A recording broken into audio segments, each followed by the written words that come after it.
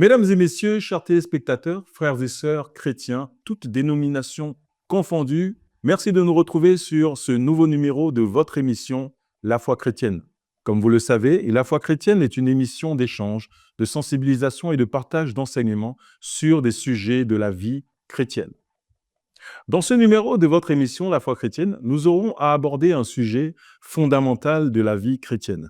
Comme vous le savez, Jésus lui-même, notre Seigneur et Sauveur, est né d'un miracle. Aujourd'hui, le miracle sera au cœur de nos échanges. Faut-il croire encore au miracle aujourd'hui, à l'heure des nouvelles technologies, à l'heure de tout ce qui pourrait nous pousser peut-être à croire que ces miracles sont des machinations ou des supercheries?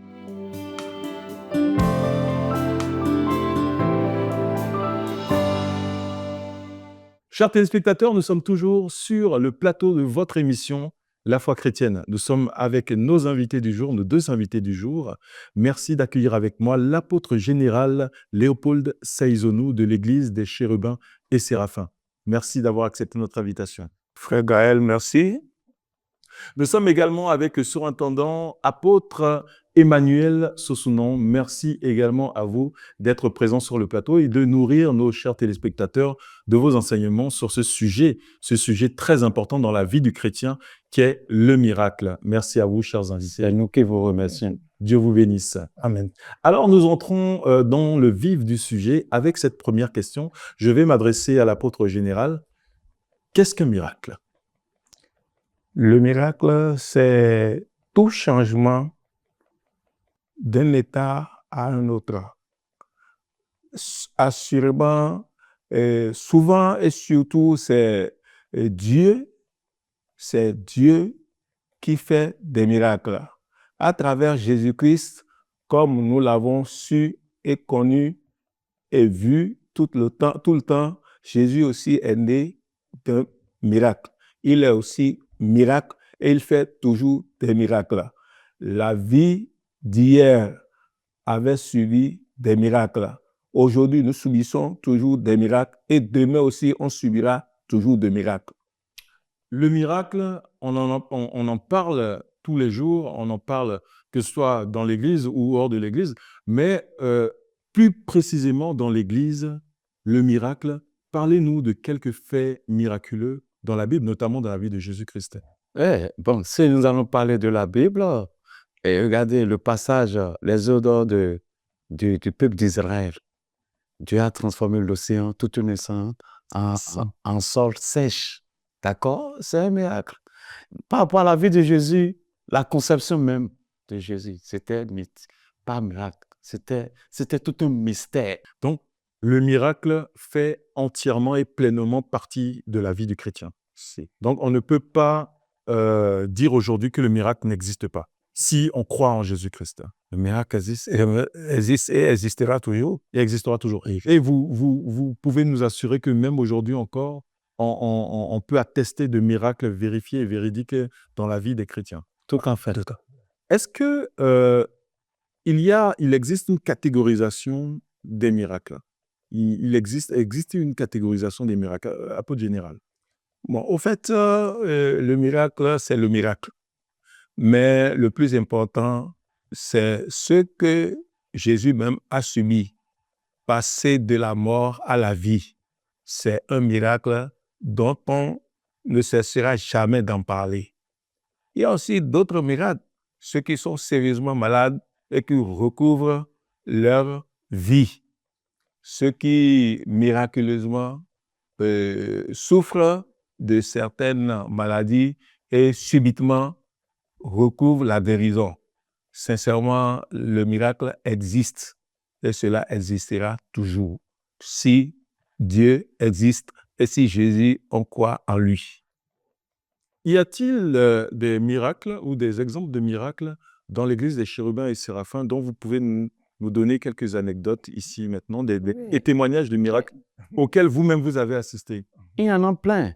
Et nous avons la chance que l'église des Chérubins et Séraphins a, c'est que le mystère là s'est produit, la manifestation du Saint-Esprit, nous la constatons, nous la vivons au sein de l'église. Et celui qui est doté de cette puissance, Il y a 9 dons dans le Saint-Esprit. Dans le Saint-Esprit. D'accord? Et parmi ces dons, il y a le don de guérison. Si tu es gratifié de ce don, tu vas opérer. On amène un malade, une malade.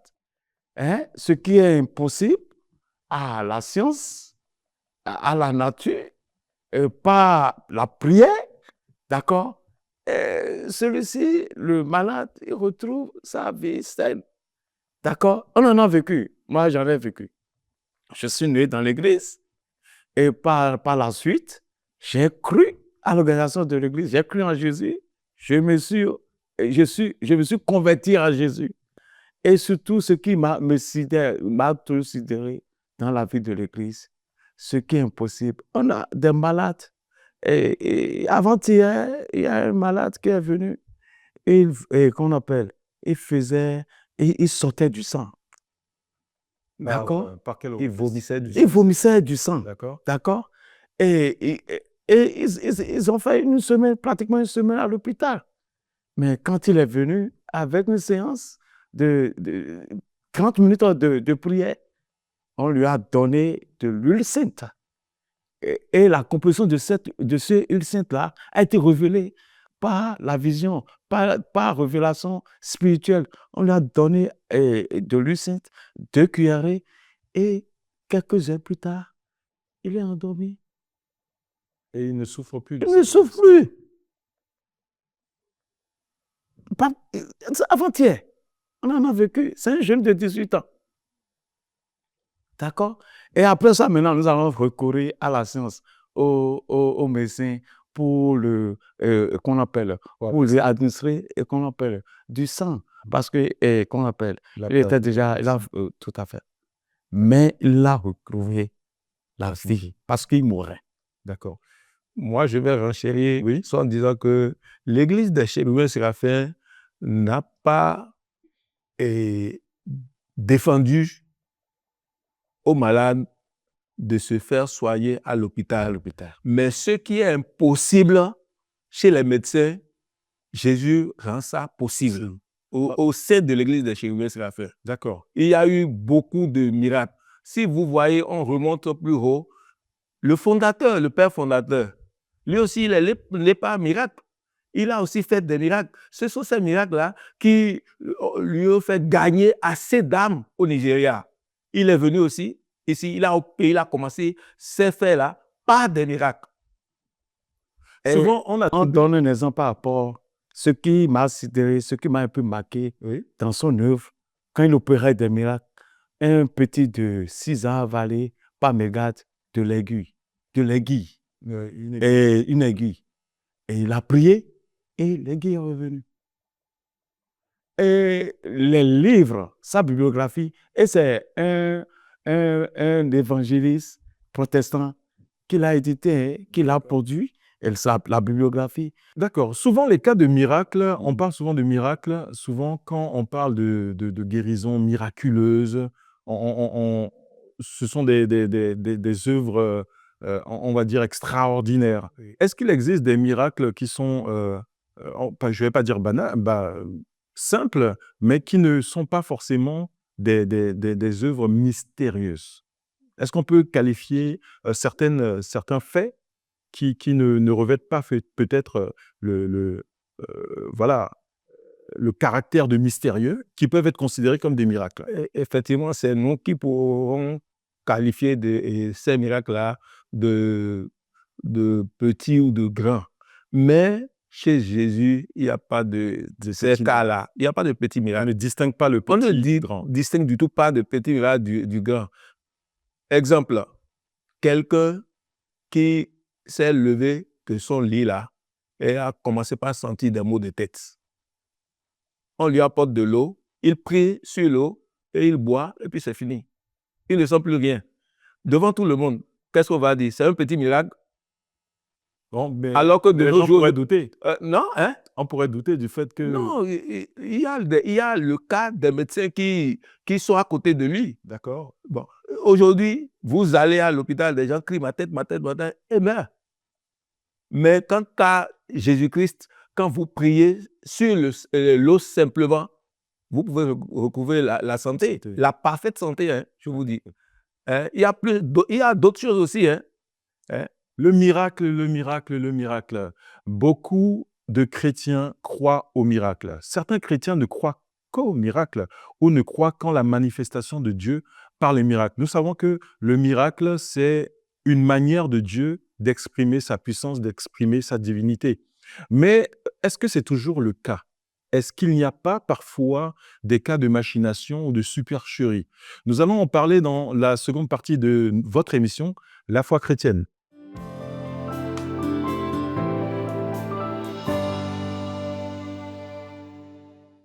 Avec nos invités, nous sommes toujours sur le plateau de votre émission La foi chrétienne et nous abordons la deuxième partie de notre émission. Mais surtout, ne partez pas car avant la fin de l'émission, ils vont partager avec nous leurs semences sur le thème du miracle.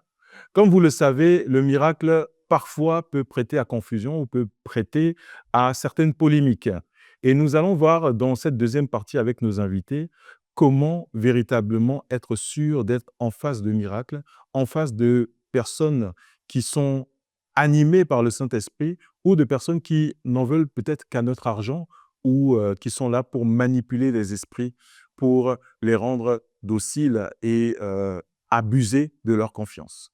Cher apôtre général, secrétaire également général de l'Église des Chérubins et Séraphins, comment aujourd'hui nous pouvons éviter véritablement de tomber sur des personnes qui, au travers du miracle, essayent de manipuler les fidèles? Merci, frère Gaël. Vous savez, la Bible même nous a enseigné qu'au dernier temps, des faux prophètes vont s'annoncer. Qu'est-ce qui va les caractériser? Ils feront des miracles, de grands miracles. Donc, il nous dit de nous méfier, de prendre garde. Donc, nous ne pouvons pas dire ou affirmer qu'il n'y a pas de ces supercheries-là. À chacun de savoir ou bien de voir dans la mesure du possible ce à quoi il croit. Moi, je fais partie de l'église des Chérubins et Séraphins. Ce que je vis là, je le sais. Bon, c'est pas dire qu'il n'y a pas de choses, d'animaux, Les brebis galeuses. des brebis galeuses. Non, on ne peut pas se passer de ça. Mais le plus souvent, le miracle se vit. Il se sent et se voit.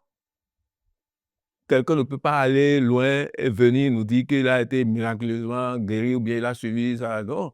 Ceux-là qui sont désignés, parce que c'est Dieu même qui choisit les siens.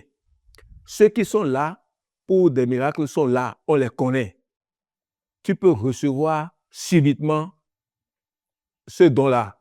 Donc, ça ne s'achète pas. Donc, si nous laissons nos choses-là, nos âmes sont gagnées par d'autres personnes, méfions-nous pour cela surtout. Il faut vraiment faire attention Beaucoup à faire attention. qui confier sa vie et à qui faire confiance. Vous savez, aujourd'hui, à l'heure des réseaux sociaux, à l'heure des technologies, des nouvelles technologies, on peut dire qu'à l'époque de Jésus, il n'y avait pas de caméra. Donc, on ne pouvait pas attester véritablement de tout ce qui s'est passé. Ce n'est que dans la Bible que nous avons eu ces attestations. Nous avons choisi d'y croire. Mais aujourd'hui, on peut assister à des actes, à des miracles qui se produisent dans des assemblées et qui, par la suite, peuvent être attestés comme faux. J'ai vu il y a quelque temps un miracle qui circulait avec une femme dont le bras s'allongeait ou un homme prétendu mort ressuscité, mais finalement, on a vu qu'il n'était pas vraiment mort et que c'était une supercherie. Comment le discernement? On va parler du discernement. Comment discerner véritablement le faux du vrai? Ce ne sont pas les œuvres qu'on reconnaîtra ceux-là qui sont pour Jésus. Jésus est devenu chose commerciale aujourd'hui. D'accord? Pour, qu'on appelle, arnaquer son voisin, son prochain. Dieu seul sait la source. Quand il y a des miracles, mais quelle source?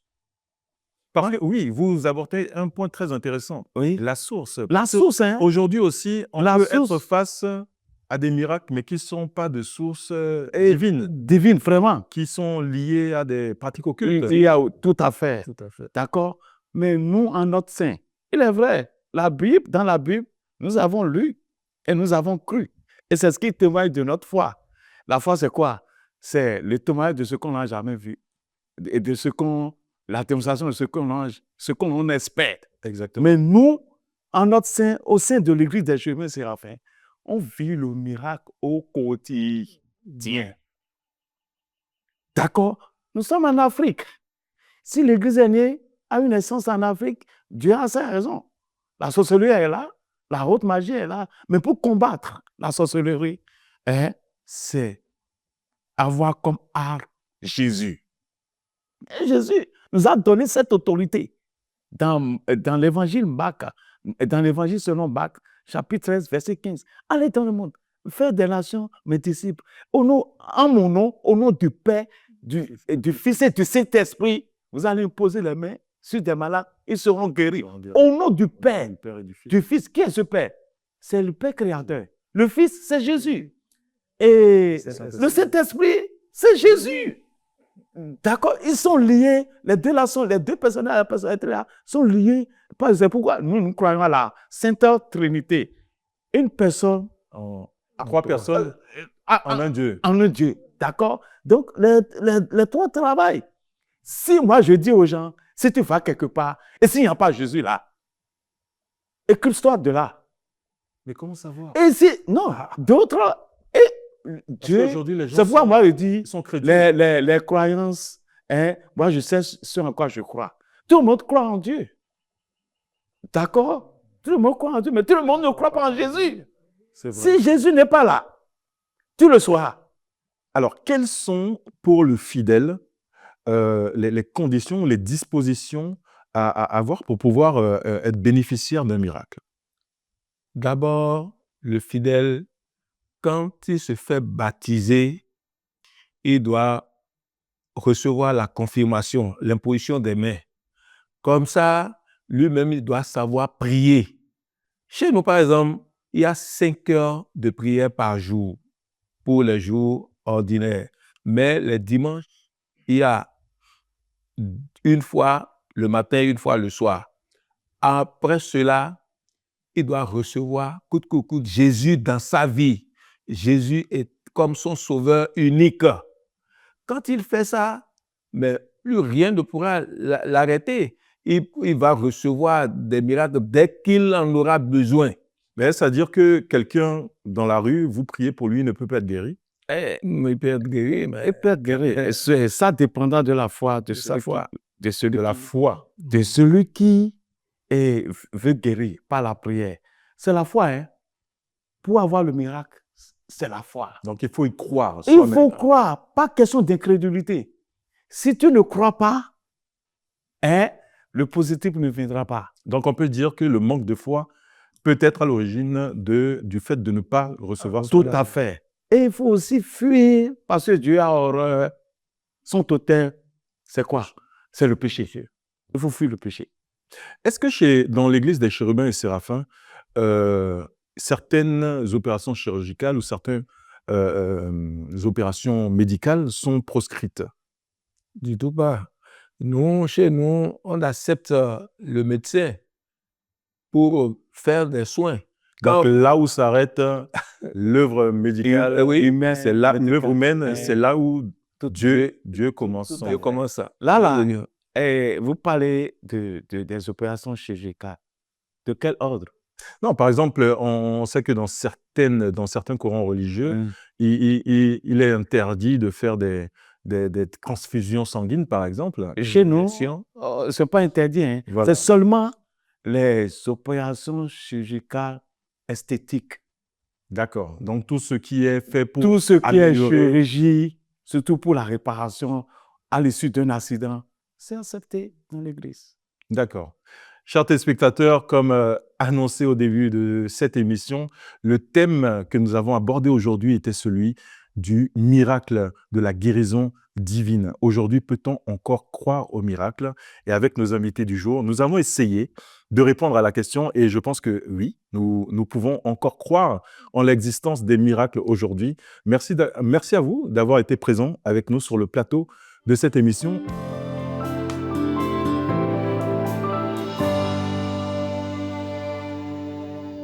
Nous allons recevoir vos semences, la semence du jour, par rapport au thème, bien sûr, du jour qui est la guérison divine et les miracles. Quelle est donc la semence que vous souhaitez partager avec nos téléspectateurs? Ce que moi j'allais dire aux téléspectateurs, notre croyance est portée sur Dieu. Mais il y a une différence là. Dieu a légué son autorité à Jésus. D'accord? Et pour avoir le miracle, il faut invoquer un seul nom. Le seul nom, c'est Jésus. Il faut croire en lui. Jésus. Donc, Jésus. Rien que Jésus. Merci. On va passer à la semence de l'apôtre général. Ok, sincèrement, si quelqu'un peut vivre ou bien veut vivre aussi longtemps, même au-delà de la vie terrestre, il faut que cette personne-là croie uniquement en Jésus et ait la foi en Jésus. Merci, chers téléspectateurs. Chers téléspectateurs, nous venons ainsi au terme de notre émission, de votre émission, La foi chrétienne. Merci à vous, merci à nos invités d'avoir été présents sur le plateau avec nous, afin de vous édifier, de nous édifier sur le miracle, ses manifestations et sur le fait d'y croire ou pas, surtout de discerner si ces miracles viennent véritablement de Dieu ou d'autres forces.